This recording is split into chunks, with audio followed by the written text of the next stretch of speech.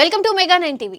చిత్తూరు జిల్లా కుప్పం నియోజకవర్గంలోని గుడిపల్లి మండలం స్వర్ణగిరి మల్లేశ్వర స్వామి ఆలయంలో కార్తీక దీపోత్సవం వైభవంగా జరిగింది. ఈ వేడుకలో రాష్ట్ర సీఎం సతీమణి నారా భువనేశ్వరి ప్రత్యేకంగా పాల్గొన్నారు. భువనేశ్వరికి ఆలయ అధికారులు ఘన స్వాగతం పలికారు. అనంతరం ఆలయంలో ఆమె ప్రత్యేక పూజలు, అభిషేకాలు చేశారు. ఆ తర్వాత దేవస్థాన ప్రాంగణంలో దీపం వెలిగించారు.